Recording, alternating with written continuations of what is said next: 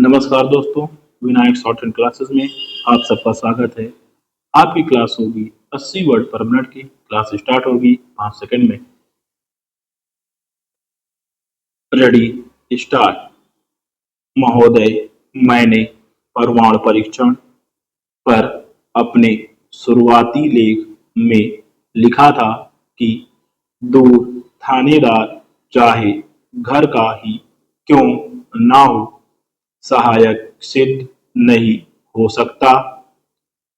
यद्यपि उस समय कुछ बुद्धिजीवियों को यह बात अटपटी लगी, लेकिन जिनेवा में हाल ही में संपन्न हुए 5 परमाणु परीक्षण सर्वोच्च देशों की बैठक का नतीजा मेरी उस बात की पुष्टि करता है।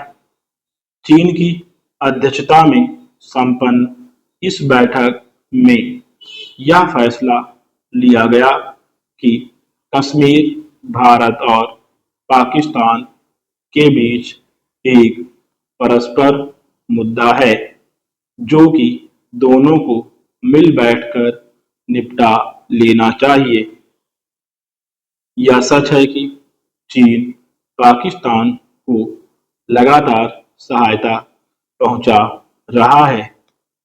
यह भी सच है कि यह सहायता कश्मीर में भारत के विरुद्ध इस्तेमाल की जाती रही है।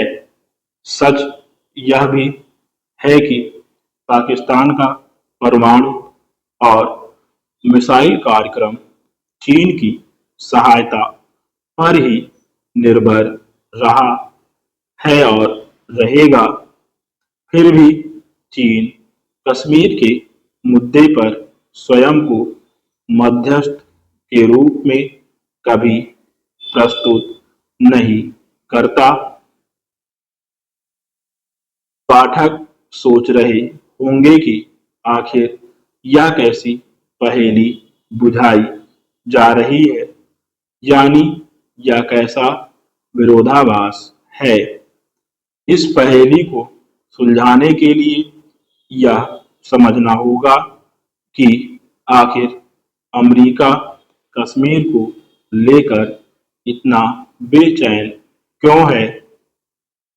पाकिस्तान के अलावा दुनिया का कोई देश यह नहीं कह सकता कि अमेरिका कश्मीर में मानवाधिकारों को लेकर चिंतित है। ब्रिटेन इतिहास में बहुत रुचि रखता है और इतिहास में यदि कोई परिवर्तन दिखाई पड़ता है तो ब्रिटेन का गौरव उसमें आड़े आ जाता है। अतः कोई भी जमींदार यह नहीं चाहता कि उसकी जमीन से सटी हुई जमीन पर कोई दूर दराज का जमींदार दखल दे। स्पष्ट है, चीन कभी नहीं चाहेगा कि कश्मीर के मुद्दे पर अमेरिका, स्पेन, ऑस्ट्रेलिया, कनाडा व अन्य कोई देश मध्यस्थता करे। यदि इतना दूर दराज का कोई देश कश्मीर में कोई हस्तक्षेप करता है तो यह भारत के पड़ोसी देश को भी प्रभावित कर सकता है। चीन इस बात को जानता है। फ्रांस और जर्मनी को इसलिए शामिल नहीं किया गया कि कश्मीर के मुद्दे पर उनकी कोई रुचि नहीं है और ये दोनों देश कश्मीर को भारत पाकिस्तान का परस्पर मुद्दा मानते रहे हैं।